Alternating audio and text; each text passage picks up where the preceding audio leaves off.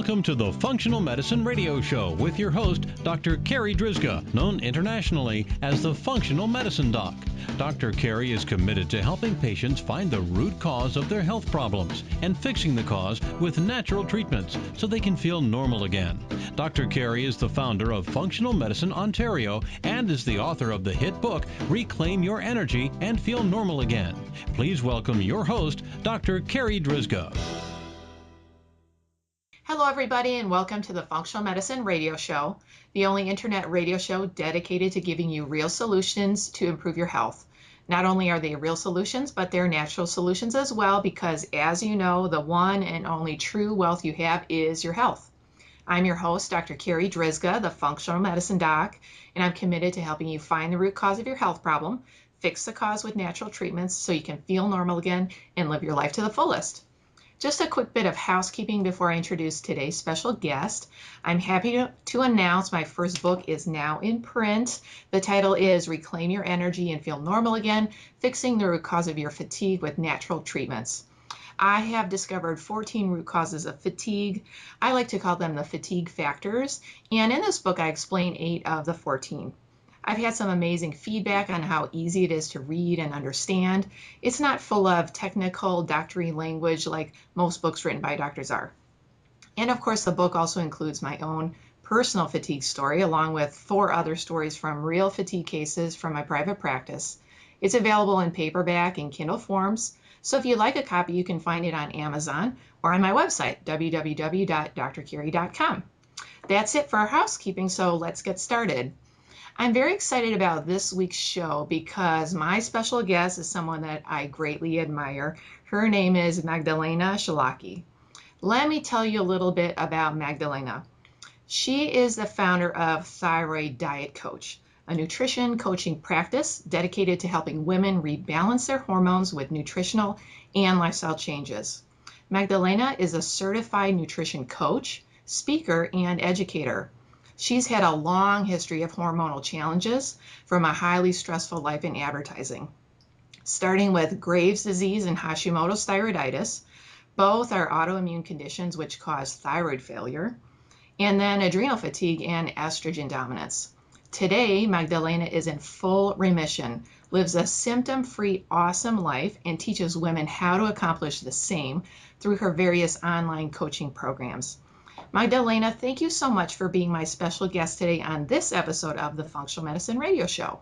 Absolutely. It's just so awesome to be here, Dr. Carri. Magdalena, I really wanted to have you on because you are the Thyroid Diet Coach, because so many people out there suffer with thyroid problems.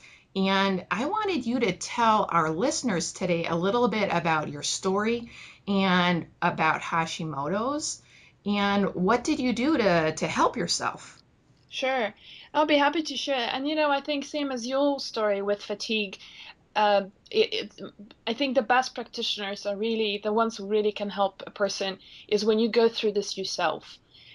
Because there's just really there's no better place to be coming from in the sense of empathy and understanding.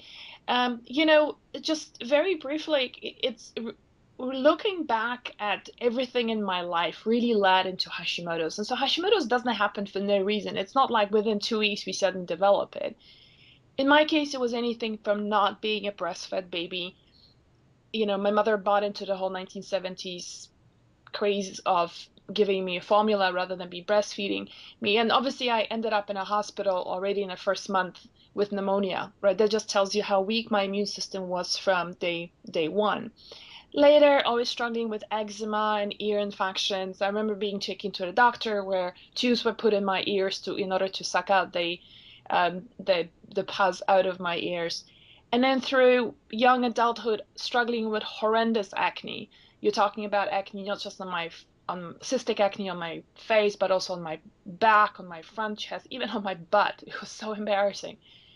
Little did I know that all of those were symptoms of inflammation, and along with that a lot of digestive issues, always a lot of digestive stuff. And nobody obviously back then told me that was a problem. And a little ad that popped out, I'll never forget, on Yahoo.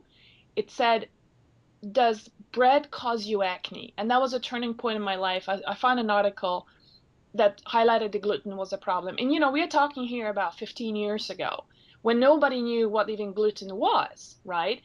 So that was a really turning point for me to really start understanding the impact of food intolerances on my health. And, so that was a big part of it. And then I think going through life, I spent most of my life in Asia, and especially in Hong Kong and China and Shanghai. So most certainly the pollution and not really knowing what you're eating when you already have a very compromised immune system and a very, very fragile balance in your body certainly contributed to that. But I think, really what broke the camel's back was the sense of stress, horrendous stress that I was dealing with. I used to work in advertising on Fortune 500, and some of them were Fortune 100 brands. And, doing strategic planning, and I was stretched over a couple of different brands. And it was just, the expectations were just so horrendous. A lot of traveling, a lot of airport time, flights. And I think all of that just in combination has just really completely made me crash. And this was in 2008. I was diagnosed with antibodies being close to 6,000. And this is all history. And so obviously with that was adrenal fatigue. I would come home and be so wired up that there's no way I could sleep. So I'll put on my running shoes and I'll run from my home to the river in Shanghai, which is about 10 kilometers or 6 miles, and then come home, and then take a long bath until 3 o'clock in the morning. I mean, when I'm hearing myself talk about this, then I'm thinking, what on earth was I thinking? But that's just the way it is when you live that kind of life. And I'm sure some of your listeners can relate to this. So, gosh, it's even painful to be talking about this today because you think like, how dishonorable was that to my body? So that's my story. I'm in total remission today, and my antibodies, in a very managed place, feeling really, really awesome. I think that's the most important thing, and being symptoms free. And that's really what I've dedicated my life to, is be helping other women. Now, Magdalena, for our listeners out there, I just wanted to explain to them a little bit about Hashimoto's, that Hashimoto's is the most common underlying reason why people have hypothyroidism. Can you talk a little bit about that? How a lot of people are not even diagnosed properly? Sure, of course. I mean, we know that very well in the functional medicine that so many people are flying under the radar, right? And because of a variety of reasons. Number one is the whole scandal with the TSH ranges. I mean, people, we look at such a broad range today under conventional medicine standards, and that's just so not right. And then using TSH, so we really should be, I don't know what's the TSH you're using, but typically I like to see it between 1 and 2. Yeah, I like to see it definitely under 2. Right. And then the whole thing of not measuring free T3, right? I mean, doctors are measuring free T4, but that's the first hormone that gets produced. But really, the working horse that gets converted in the gut and the liver, that really is what we have our receptors for. And that's what gives us energy, beautiful skin and hair, is the free T3, and that's a lot of times is not measured. So that's on the thyroid perspective. But then, like you said, it's Hashimoto's is an autoimmune condition. It just means the immune system gets the wrong signal, and it gets mutated to a point of launching an attack against its own body parts, so such as the thyroid. And and that's where we need to measure the antibodies. And again, doctors don't like to measure the antibodies because there is no medication currently they can give us to lower them, but instead is going to open up a can of worms. And you're going to, as a patient, going to be asking, so why is it high and what happened? And doctors don't have the answers to that, right? Because they don't work with nutrition and Hashimoto's triggers. So I think that the message that I would love to leave the listeners with is that to get diagnosed properly. So if you suspect you have symptoms of hypothyroidism, the most common ones are the fact you're putting on weight, you just can't lose it no matter what you do. You've got puffy face, you've got a lot of water retention going on, you've got foggy brain, you've got hair falling out, brittle nails, dry skin. Any of those, a combination, those are the most common ones, but there's more than that. then definitely go and test for Hashimoto's and for hypothyroidism. You want to see your TSH below 2. You want to test for your antibodies, really important. You want to make sure you've got the free T3 done as well. So just as a starting point to get diagnosed. Because once you get diagnosed, like half the battle is won, right? That's true. In fact, last week I diagnosed 3 new cases of Hashimoto. So for our listeners out there, even if you already know that you have a thyroid problem, you've already been diagnosed as hypothyroid, you probably have not been properly assessed to see if you actually have Hashimoto's as the underlying cause of your hypothyroidism. In fact, 7 or 8 out of 10 thyroid cases are actually Hashimoto's. So first thing to do if you already have a thyroid problem is to make sure you get tested for Hashimoto's. And as Magdalena explained, that Hashimoto's is an autoimmune condition where your body is attacking your thyroid. So Magdalena, can you tell us about some of the things you did to bring your Hashimoto's into remission and your thyroid under control? Yeah, I would love to, and this is really big part of my work that I do today. In spite of the fact that everybody has a different trajectory and we all heal differently. So I wanna just caution the listeners that this is my path and this is my trajectory, and yours need to be different. So just we need to honor that we all heal differently. But I think the biggest thing that really helped me is to address my food intolerances. I took out gluten. About half of my acne was gone. My headache started disappearing. This is, back when I was like 28 years old. And I'm 40 now, 41. And so, so that was a I could see an improvement. And, back then it was all about on a very superficial level, like, oh, I've got acne. I don't want that, right? Um, but then it was a pretty easy discovery from that point on that dairy was not serving me well. And then I had a problem with eggs. So addressing those and really having a good movement in my, good digestion, so good bowel movement, which I always had problems with constipation. I always bloated after having a latte, always bloated after having pasta. And we get so used to experiencing this every day that we assume that it's normal. And I want to assure everyone on this call, if you're having any form of digestive issues, so digestive pain, bloating, constipation, gas, acid reflux, burping after eating, having discomfort in your stomach, having eaten, all of those are absolutely not normal. And just because everybody else is experiencing that, by far is that not normal. So, so addressing, so really getting my digestion under control. I think the second thing is really detoxifying. I lived in such toxic environments and toxic from, when you live in China, you really have no control of what you eat. I had a lot of always awareness and appreciation for organic food, but I just couldn't get it there, right? And, everybody knows about the pollution in China, how horrid it is. And that's absolutely true. So addressing, I think, those. And I think the third thing, I must tell you, is really addressing stress. Living in a Western culture, we are so, especially as a woman, when, my career was such a big, important thing of getting self-validation and making me feel really important about what I do and getting all these accomplishments. And I was very, very good in what I was doing. I was doing strategic planning, but it really sucked me in, and then you're flying, you're in Beijing one weekend and you're working over the weekend and you're going to fly to Taipei. And then I was off to Kuala Lumpur and Singapore for an exhibition. And, it was crazy. So just really honoring my body's need to rest, that was huge, and saying no to things. So I have to tell you, I actually walked away from advertising. I gave up my job, and most of my friends and clients were saying, gosh, you're crazy. Like, you're never going to find anything as good as this. Why would you do that? And people don't really understand that when your body is telling you, I've had enough, and you really, really allow yourself to listen to it and honor it, it's one of the best things you would ever do for yourself. So, Magdalena, you mentioned 3 key things there. You mentioned changing your diet, getting rid of the foods you're sensitive to. You mentioned detoxifying and addressing the stress.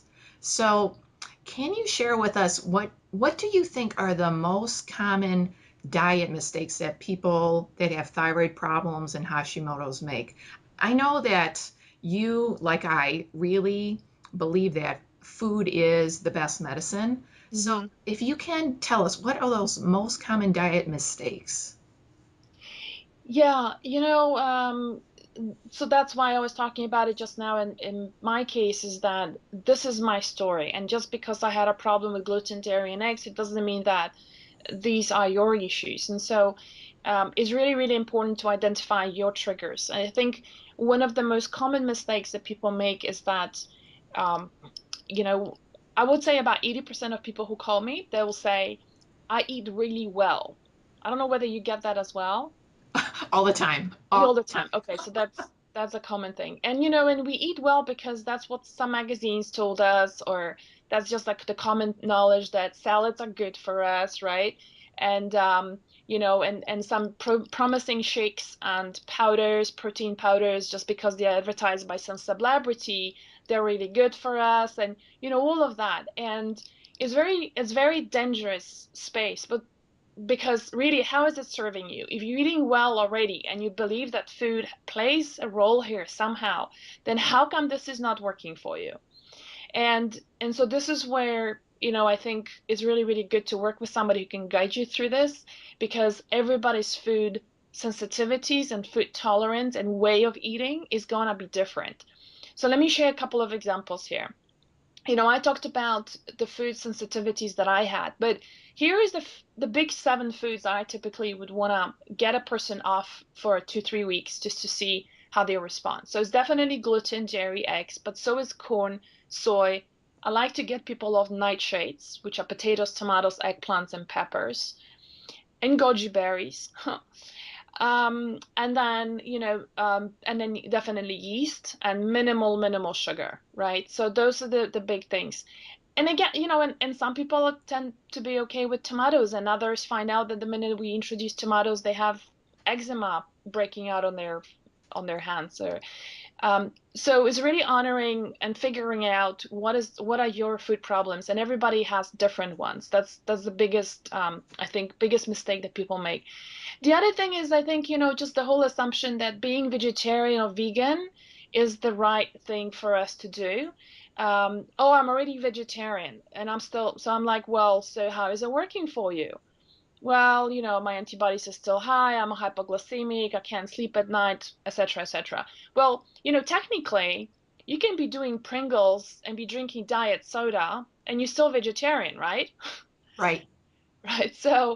Um, so I think it's really about what is it that your body needs that you really need to honor. So just to give you also an example here, you know, avocados can be bad for you if your body is not tolerating. If you have a sensitivity towards FODMAPs, which is a form of saccharides, kind of sugars that are found in certain vegetables, avocados are very high in this particular one of those saccharides, and you're gonna be reactive to it, and you're gonna get gas from eating avocados. So who would have known, right? Everybody tells you avocados are great for you. For a lot of people with thyroid conditions, they're afraid of crucifers. I think that's another mistake that many make, is that there's been a lot of unsupported claims that crucifers, like the goitrogenic vegetables, are causing hypothyroidism. And I think this is totally unsupported. In fact, there's more and more research now coming out showing that crucifers are, as long as they are cooked, they are perfectly fine. And I've always been doing that with my clients. Steam them, lightly cook them. There's no reason to be afraid of them. They're gonna be fine. And remember, when you have Hashimoto's, you have an autoimmune disease. That means you're gonna take care of your digestion first, first and foremost, because that's what the problem lies. The thyroid is not originally the problem. So, I would never recommend for anybody to be juicing like a bunches of kale every morning. Absolutely not. But cutting out crucifers is also a mistake, because there is just so much of nutritional value in those vegetables and they help deliver. And because they are bitter, they help deliver, and the liver detoxifies us. And they're going to be helping us with estrogen, metabolizing estrogen through the substance called DIM. So there's really no reason for us to be cutting them out. Um, what else? I think those are, well, I think maybe on the last point on on the nutritional mistakes, I would say is that our over-reliance on supplements. And, I know you work very differently, and that's why I really honor your work, and I send a lot of my clients your ways, because, we really, food is the biggest thing that we put in our body in the first place. So supplement, as the name implies, is to supplement, is to complement what we're doing in the mainstream, and the mainstream is our food. And so, I can't tell you, Dr. Carri, how many of my clients have walked away from naturopath's office with like 7 to 10 supplement bottles and absolutely no dietary changes. I mean, I just find that very, very disturbing and very disappointing. How can the doctor not talk to the patient about getting off gluten, about repairing the digestion, looking at the hydrochloric acid and all that stuff that most of us struggle with? So those are, I think, some of the most important mistakes. So to recap, you mentioned with food sensitivities, the most common triggers are gluten, dairy, eggs, corn, soy, nightshades, and yeast, and to avoid eating sugar. And you mentioned, what did you mention after that? I said to really listen to your body and honor your specific dietary needs. Yeah, and you said about avocado as an example. Yeah, and you mentioned about the goitrogenic foods, that there's really, and I agree, there's really no evidence to really support saying that broccoli is bad for your thyroid. Yeah. So eat it steamed, eat it cooked. And then the last thing that you mentioned was that people tend to rely too much on supplements. And unfortunately, there's a lot of doctors out there that do the same thing. They rely too much on supplements when it's really food that is going to be the biggest. I've always seen it in my practice, Magdalena. The patients that change their diet are always the ones that get the biggest benefits. Right. So Magdalena, can you give us 3 practical diet tips that anyone can try tomorrow? Yeah, definitely. I would encourage everybody to get off those big 7s that we talked about just now. And here's the thing. This can be so intimidating at first, right? Because you go like, oh my God, how am I? So now what am I gonna be eating? Right? That's a typical response. And that's a very normal concern.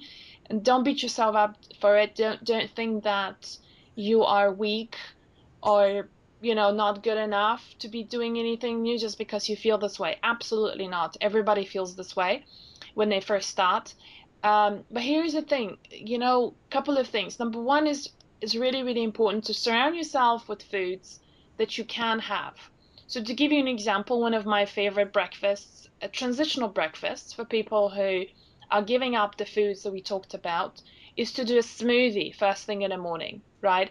And I know we are going into winter now. It's gonna get colder and colder.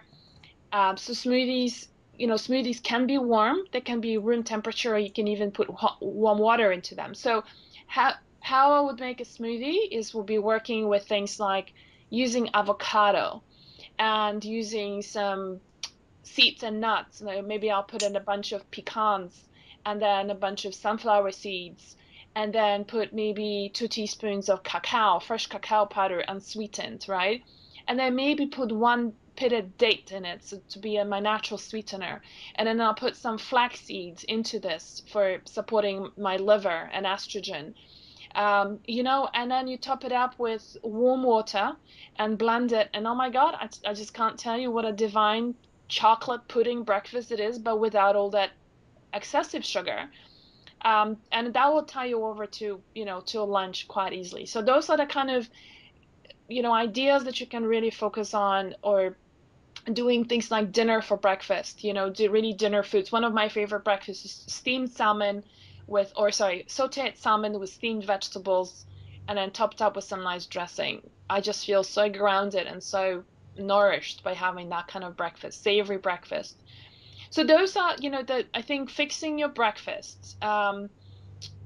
first, I think the biggest thing is to really think about the foods that you can be eating rather than foods you can't be eating. So coming up with recipes, whether you get a book, whether you work with somebody who can support you through the diet changes, is really, really gonna be important. So focus on what you can eat rather than you can't eat. And there's many of things. Most of the things, if you really think about all the vegetables, fruits, meats, fish, seafood, it's still on your plan, right? It's your choice to bring them in. And I would say, translate that into a really, really hearty breakfast. To me, breakfast, like if you have a really beautiful breakfast, and I like to work with something called PFF, a PFF breakfast, which stands for proteins, fat, and fiber rich breakfast.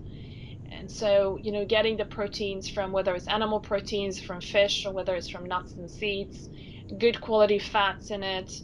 And so yes, I do actually like working with some levels of saturated fat. So I'm one of those who actually like to have bacon once a week or so, and I get my clients to do that too.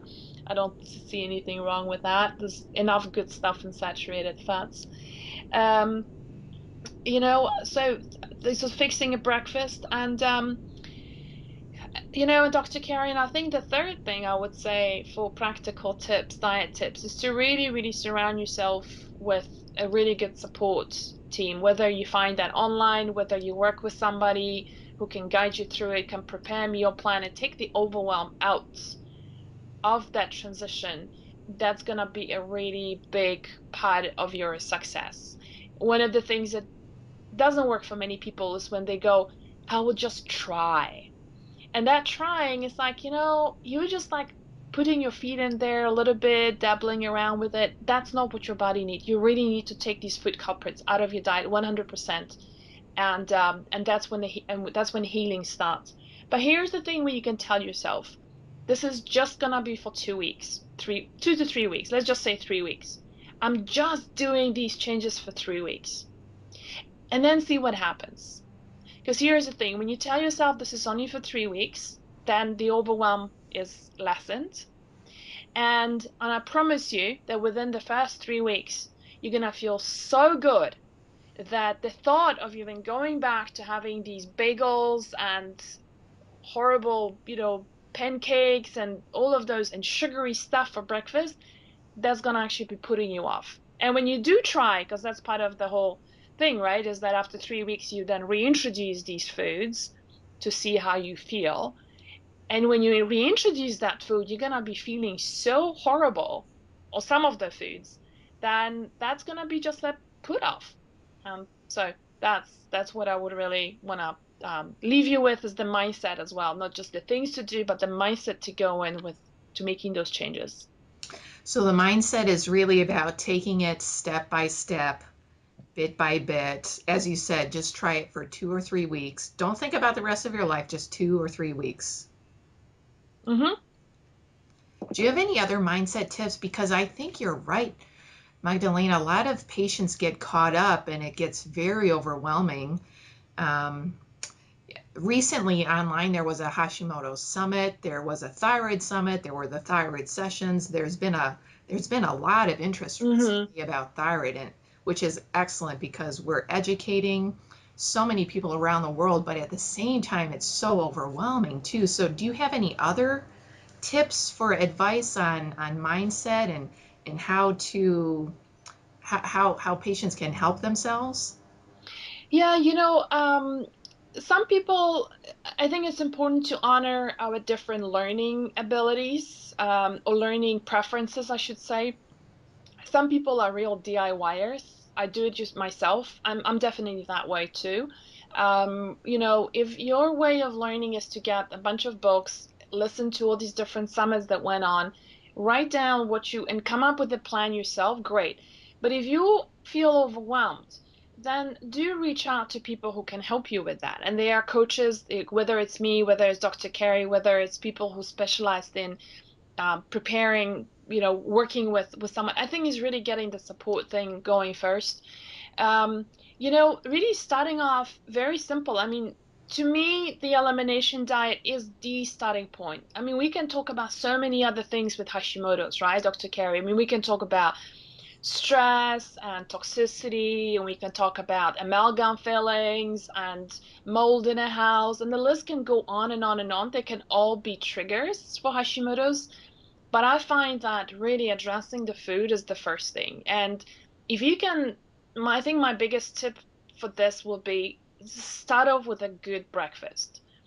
And and when you go to my website thyroiddietcoach.com, there's plenty of recipes. In fact, I've got a whole cookie show that's coming up that's just dedicated to I don't know if I told you about this, but I've got a show coming up called Cooking for Balanced Hormones. And rebalancing hormones is obviously the topic of the show. So breakfast is a big thing. Print out a list of foods that you can have, right? And whether you put it on your wall or you hang it on the wall, whatever works for you. And focus on those foods that you can have rather than the foods that you're going to be eliminating. Because really, if you think about it, you're just cutting out 7 foods. But if you count and look at the wall and the printout of the foods that you can have, it's so much more.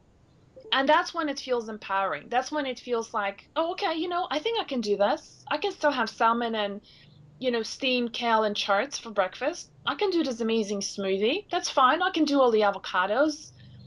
I can still be snacking on gluten-free. I can make my own sweet potato chips and have those instead of regular potato chips, and they're much more nutritious anyway. So I found out that's very helpful with a lot of my clients, is just to print out those lists. I love that idea. And one of the things that, as a tip that I give patients also, kind of a lot along your same lines of taking it, bit by bit, is I'll have them just focus on breakfast. Mm-hmm. Say, don't worry about lunch or dinner or your snacks, just work on breakfast. Just work on that one meal and get that figured out. Whether it's eliminating those big 7 food triggers, Yeah, or something like that. But once you really master that breakfast, and it might take a week or 2, then right, once you've mastered that, then go on to lunch and now work on lunch and really right. master that. And just take it step by step. And I think that really helps to overwhelm also. Yeah, that's huge. That is huge, yeah. And obviously if you can either get books that show meal plans, if that works for you. I certainly come up, one of the big things that people love to work with a coach is that because you get a meal plan, right? So coming up with getting support in that way. But also I think the other thing that, a lot of people find super helpful is to work with somebody who can really help them with their journaling. So just to give you an example, I'm a big fan of journals. I find it very cathartic. I think it's very therapeutic. It's very revealing. There is a sense of honesty that you're gonna have with yourself.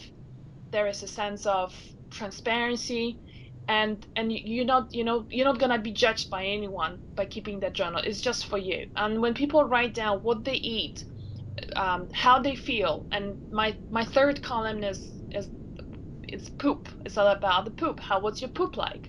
Because, as you and I know, poop can be a beautiful diagnostic tool. And so we can teach our clients and patients that as well, to start looking at their own poop.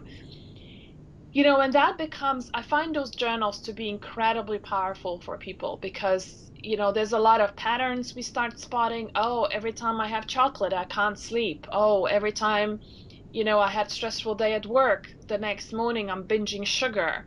And so on and so on. What I do with those journals is that we use them to drill deeper into what else is going on beyond those 7 food items.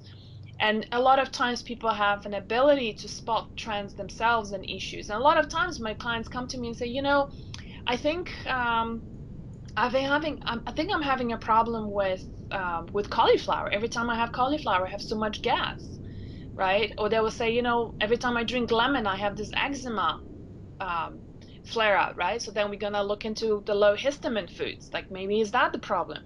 So it's a fantastic diagnostic tool, And it just puts the person in a driver's seat, because I think that's one of the things that people with Hashimoto's, we are such an undertreated, overlooked, group of people in the endocrine world, and amongst the endocrinologists, there's so few of them who are really in the know of the stuff we are talking about, that people feel very lost. What do I do? How do I eat? And all these questions. So just to regain that power of yourself, and just regain that power, and just to see your own life change, like every time, oh, I eat better, I got more energy, I sleep better, I'm beginning to lose weight.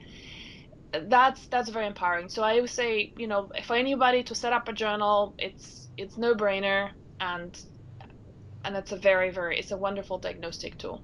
And then when you work with somebody who's really skilled in looking at those, then they can look at from a more overlay and more professional angle to things, and more expert eye into this. But even if you don't do that just by yourself, there's so much that's gonna come up. Magdalena, you've given our listeners such great tips today. How can our listeners find out more about you and more about your upcoming cooking school?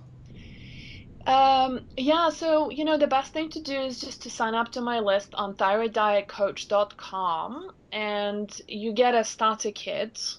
And once you're on my mailing list, I will be in touch. We're looking at launching Cooking for Balanced Hormones at the end of October. So the whole summer, we were filming, and I was developing recipes, and it was a crazy summer, and I've put on 8 pounds. Somebody had to eat all that food. But it was just a fantastic time to really put those things together. And I've been reaching out to my community, asking a lot of questions. What do you want me to do? What do you want me to cook? So, there's gonna be a big focus on breakfast, snacks, meals on the run. But I also want to bring in those traditional ways of preparing food. So I'm going to do a lot of cultured and fermented foods. I'm Eastern European by background, so we grew up with sauerkraut and pickled dill pickles at home. And so I think it's a shame that it's a lost art in the United or North America, and I want to bring that back in, and slowly people are totally loving it.